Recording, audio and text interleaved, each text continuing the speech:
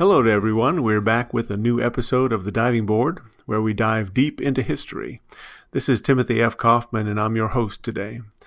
The Diving Board podcast is one of several great podcasts available at the Thorn Crown Network, and this podcast focuses on the conversion testimonies of Protestants who convert to Roman Catholicism.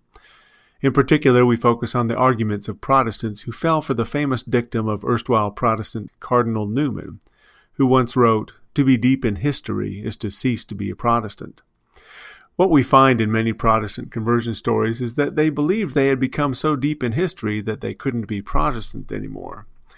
But, as we have been showing and will continue to show, so many Protestants who convert to Rome thinking that they too are deep in history are actually only ankle deep, and indeed so shallow in history that they do not even know that they are only ankle deep. In fact, for Roman Catholics, ankle deep in the first 4 centuries is as far as they dare venture, because to go deeper than that is to discover the soft white underbelly of Roman Catholicism, and that is that there is no evidence of its existence until the latter half of the 4th century. Getting deep in history is therefore something a Roman Catholic cannot do, because Roman Catholicism itself is a grotesque aberration of the Church of Christ, a novelty 300 years removed from the Church of the Apostles and their followers. In our last episode, we focused on the conversion story of Dr. Taylor Marshall, former Presbyterian turned Anglican turned Roman Catholic, and as we showed, he ran into a historical brick wall when he tried to trace the origins of his religion to the apostles. Not only did the early church know nothing of Roman episcopal doctrinal, judicial, or ecclesiastical primacy, but Taylor Marshall's attempt to normalize kneeling to receive communion is a departure from the practice of the first 1,000 years of history after the apostles, during which kneeling on Sundays was forbidden. His dislike of communion in the hand is actually a dislike for the first 3 centuries of the early church, during which communion in the hand was the only known mode of communicating. We covered a lot more in episode 5, and our listeners can refresh their memories there. And this week, we are going to turn to the conversion of Marcus Grodi, a personality with whom our listeners are at least peripherally familiar, because we have heard his voice occasionally when he interviews Protestants as the host of the Journey Home show on the Coming Home Network, which highlights conversion stories of those who return to Rome. In today's episode, we will begin to explore his testimony, which he titled, "The Early Church Fathers I Never Saw," and demonstrate his failure to examine fully the early church fathers in the apostolic and sub-apostolic church in his quest for historical evidence in support of Roman Catholicism. But before we do that, we want to revisit our assessment of Taylor Marshall's conversion in our previous episode. In that episode, we featured Taylor Marshall's recent podcast on communion in the hand from early January. Since then, Taylor Marshall has received some pushback from critics about his attempt to establish communion on the tongue as an apostolic imperative. We want our listeners to register the intellectual poverty under which Marshall must labor to maintain that position. So today, we will first revisit Taylor Marshall's recent attempt to rebut his critics in his follow-up episode on communion in the hand, before moving forward with Marcus Grodi's conversion story. Our audio on Marshall's response to his critics comes from his Communion on the Hand versus Tongue podcast from February 8, 2019, the link to which will be provided in the episode notes. Taylor Marshall and his guest, Timothy Gordon, record their podcasts in conversational style, and it goes longer than an hour, so obviously we cannot and do not provide the entire context of their comments. But we have done our best to encapsulate their thinking by providing a few select quotes in their own voices, so you can hear the inflection and emphasis in their comments. And what we want our listeners to hear is the cavernous void of evidence for the belief that communion on the tongue was an apostolic precept. We will walk through 5 examples Marshall provides to prove that the early church taught communion on the tongue, so our listeners can grasp the insurmountable problem the Roman Catholic apologist faces, even as he believes firmly that he is very, very deep in history. Marshall provides evidence from Pope Sixtus I, in the 2nd century, Basil and the Council of Saragossa in the 4th century, the writings of a 19th century visionary who heard directly from Mary that communion on the tongue was an apostolic precept, and then Pope Leo the Great in the 5th century. But before we get into the specific evidence, here is Taylor Marshall introducing the topic of his podcast. Communion in the hand. Should you do it? What did the early church do? Why did it change, or did it change? Has there always been communion in the hand? And what do the saints say? What do the councils say? What does Thomas Aquinas say? And what happened in the modern church when now it's ubiquitous? We're talking about communion on the hand with co-host Tim Gordon. Tim, how are you? I'm excellent. Good. So you and I all the time in these videos talk about how we are not fans of communion in the hand. It was basically a historically corrected error in the history of the church where they're like, yeah, this isn't working out. So they change it whenever. Well, I wouldn't even say they changed it. It could very well be that communion on the tongue is the apostolic original practice. We don't really know. Yeah, because of the nature of the underground church. Okay, now let's get into the details. Just listen to the evidence that Taylor Marshall thinks is a slam dunk for communion on the tongue, even as he acknowledges that he has no evidence for it and cannot prove it. Here is Taylor Marshall introducing the evidence from Pope Sixtus I. Fast facts. Our earliest reference that people use is Pope Sixtus I. All right, this is the beginning of the 2nd century. I will admit that what I'm about to say is questioned, right? But the tradition is that Pope Sixtus I decreed that sacred vessels should not be touched by lay people. Why can they not touch the sacred vessels? Because the sacred vessels touch the precious body and blood of Jesus Christ.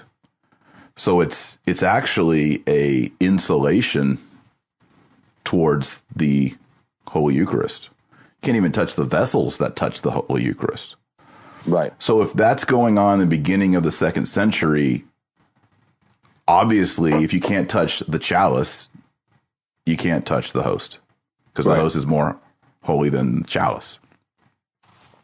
Certainly. That's a slam dunk, right? Yeah. So, and, we see that throughout the early church, that only the sacred ministers can touch the sacred vessels. Okay, in that case, Marshall is quoting from the Liber Pontificalis, which originated no earlier than the time of Pope Anastasius II in the late 5th century. Here is what the Roman Catholic Encyclopedia says about that document, the Liber Pontificalis. A great many biographies of the predecessors of Anastasius II are full of errors and historically untenable.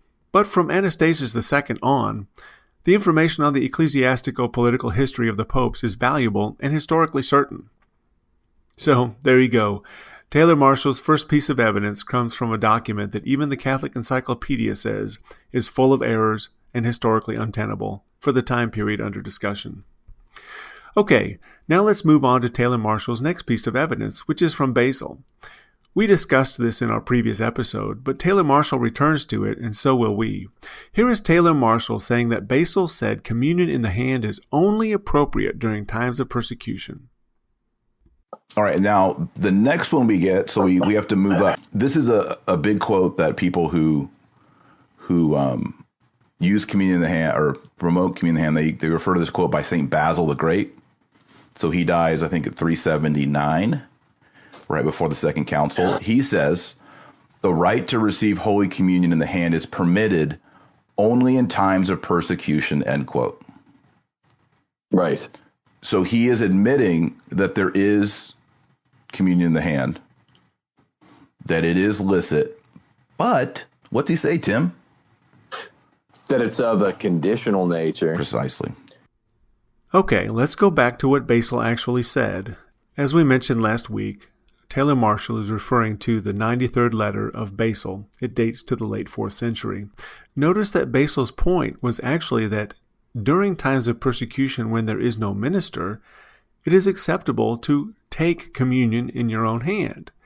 But at other times, when there is no persecution and there is a minister present, you receive communion in your own hand. In both cases, you receive communion in the hand. In one case, you take it. In the other case, you receive it. Now citing from Basil, Epistle 93. It is needless to point out that for anyone in times of persecution to be compelled to take the communion in his own hand without the presence of a priest or minister is not a serious offense. And even in the church, when the priest gives the portion, the recipient takes it with complete power over it and so lifts it to his lips with his own hand.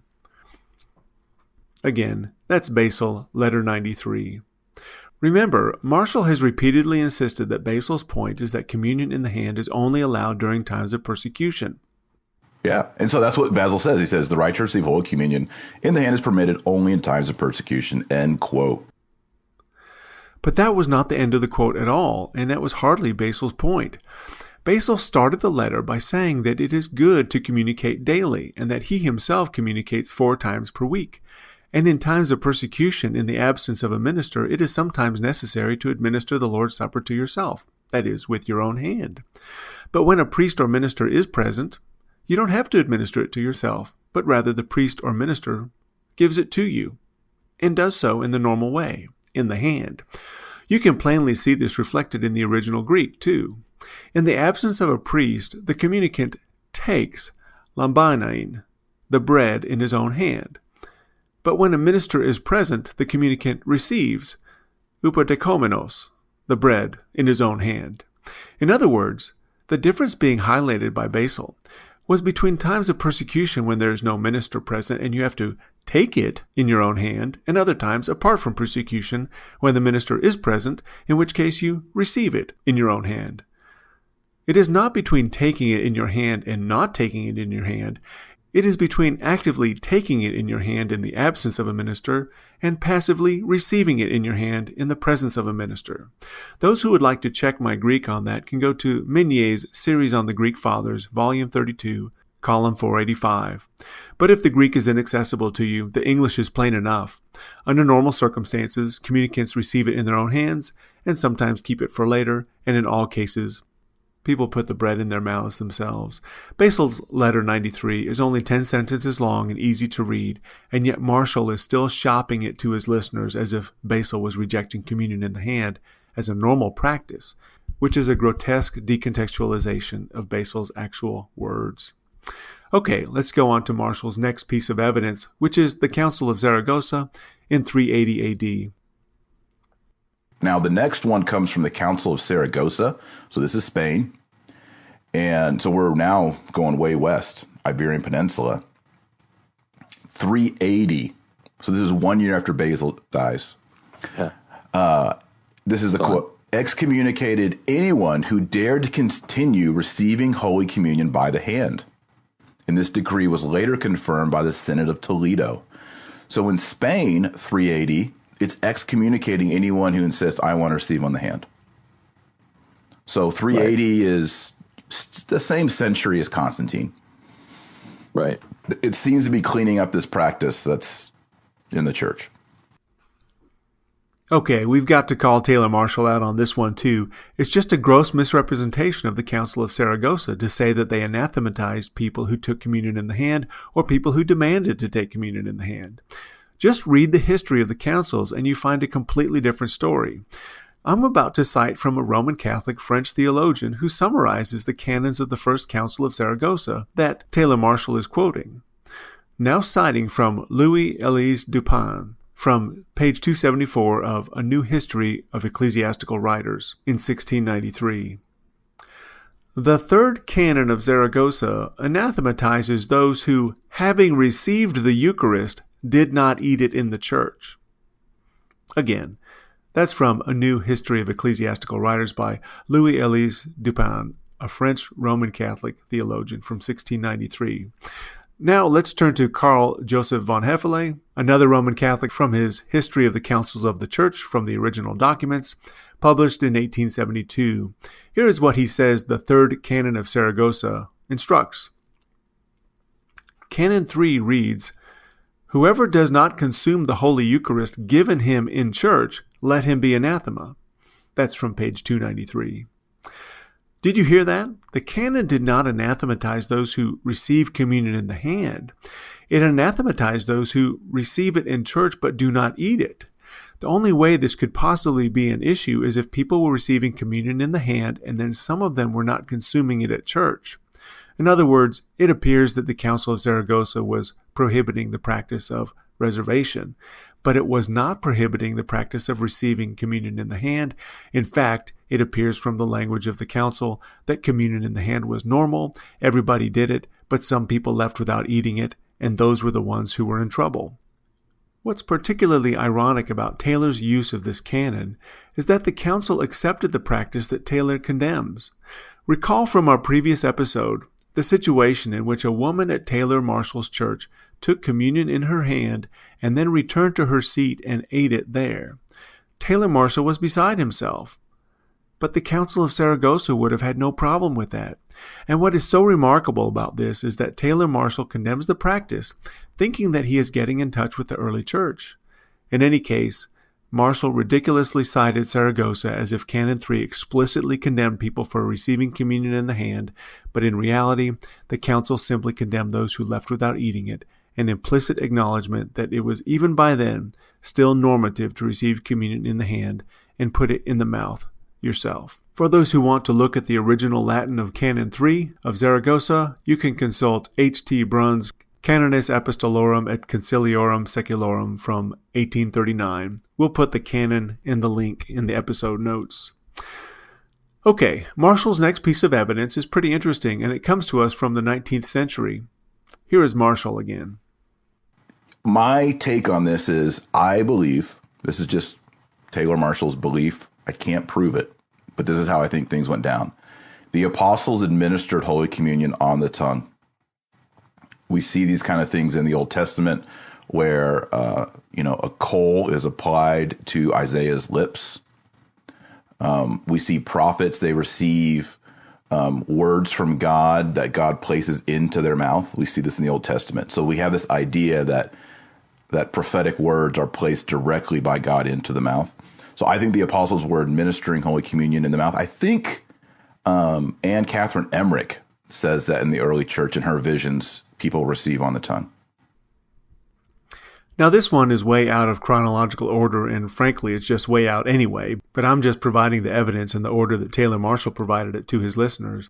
I will just say, for information for our listeners, that Anne Catherine Emmerich was a 19th century mystic and stigmatist who received visions from apparitions of Mary, and that is Taylor Marshall's source for communion on the tongue in the Apostolic Church. What I mean by visionary is that she had mystical encounters with something claiming to be Mary, and when I say she was a stigmatist, she developed sores on her hands and feet that were allegedly similar to the sores that Jesus would have had by being nailed to the cross. So that's Taylor Marshall's source for communion on the tongue in the Apostolic Church. That's it. A visionary from the 1800s had a vision of Mary, and that vision told her that communion on the tongue was instituted by the apostles.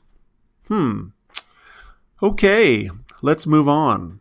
Taylor Marshall's next piece of evidence is from Leo the Great in the 5th century. Again, here is Marshall.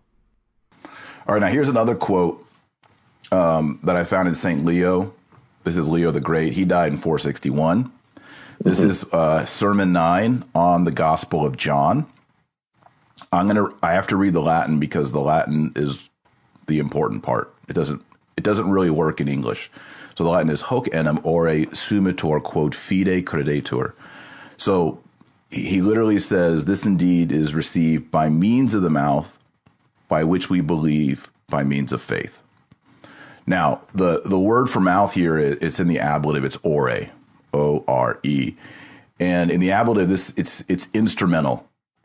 So you could just say, he's not saying we receive it in the mouth, because everything you eat is in the mouth. But he says, ore, by means of the mouth. Yeah. And so I argue that this is communion on the mouth, communion on the tongue. You receive it by means of the mouth, not by instrumentation of the hand, but by instrumentation of the mouth. That's the Latin. So I think that's important. Again, it's subtle. I realize it's not the best one. He doesn't say, and not by the hand. Well, even Taylor Marshall knows that is not compelling evidence. Just listen to what he says. Again, it's subtle. I realize it's not the best one. He doesn't say, and not by the hand. Now, from that point on, the Communion on the Tongue podcast really becomes a discussion about later church canons and various medieval and modern councils and writers, and we won't get into them, but keep in mind that when Taylor Marshall tried to rebut his critics, he went back to the early church to prove that communion on the tongue was an apostolic rite. The question is, did he succeed? Let's summarize his arguments. First, he cited evidence from the biography of Pope Sixtus that even the Catholic Encyclopedia acknowledges is full of errors and historically untenable. Second, he cited a misquoted section from Basil's letter 93, in which Basil actually acknowledges that taking communion in the hand is okay when it is a time of persecution when no minister is present, but receiving communion in the hand is the normal way of communion when the minister is present. Third, he misquoted Canon 3 of Saragossa as if communion in the hand was forbidden and condemned, but the canon simply says that it is forbidden to receive communion and leave the church before eating it, an implicit acknowledgement that communion in the hand was normative and practiced by everyone. Fourth, he cited a 19th century apparition of Mary. Not much more to say about that one. So fifth, he cited a 5th century pope who said that we use the mouth to receive communion, something that even a child knows to be true, and something even Taylor Marshall acknowledges is not very good proof that communion on the tongue was an apostolic rite. Now that's the evidence that Taylor Marshall did cite. He did not cite Tertullian from the 3rd century, who describes a woman who had taken some bread from communion home with her after church in his work To His Wife, Book 2, Chapter 5. He did not cite Cyprian of Carthage from the 3rd century, who described the reception of the elements in the hand as he exhorted the faithful to proceed on toward martyrdom, in Epistle 55, paragraph 9. He did not cite John Chrysostom late in the 4th century in his 82nd homily on the Gospel of Matthew, paragraph 4, in which the communicant is twice reminded that he touches the body of Christ with his hands when he receives communion. But he did return to another mid-4th century writer who does testify of communion in the hand in the early church, and that is Cyril of Jerusalem in his Catechetical Lecture 23. In the lecture, Cyril encouraged the recipient of the bread and the cup to take it in his hand, touch it to his eyes, ears, forehead, and nose before eating it and drinking it.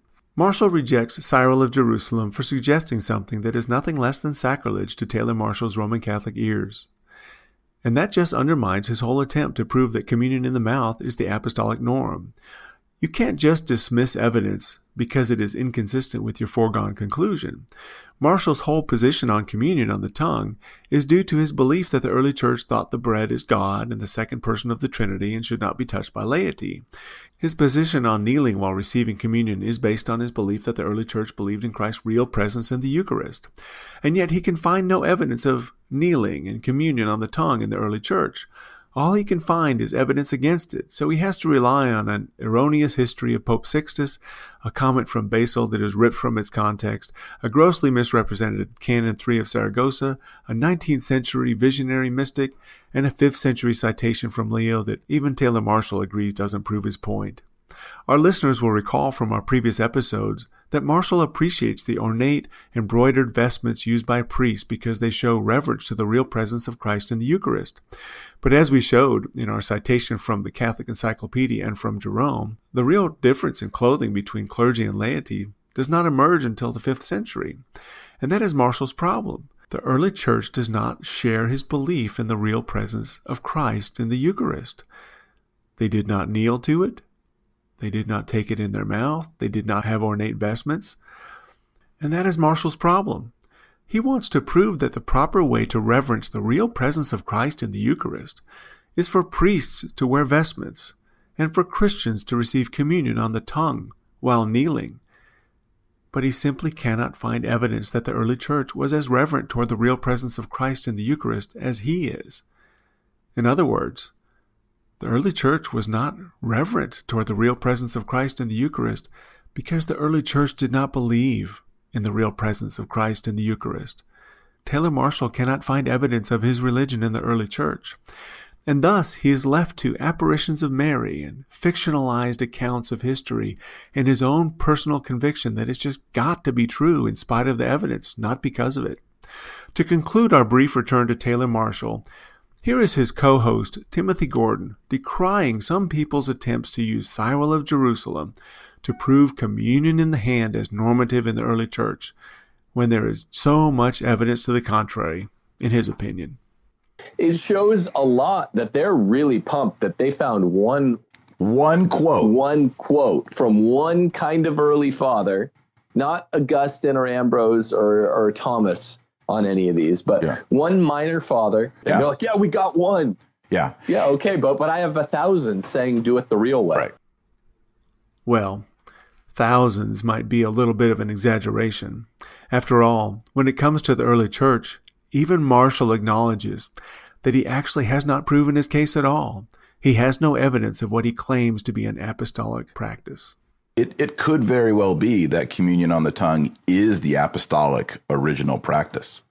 We don't really know. Are you saying then that this documented are these documented examples surrogate for the lack of any documented examples of the more explicit question about reception, basically?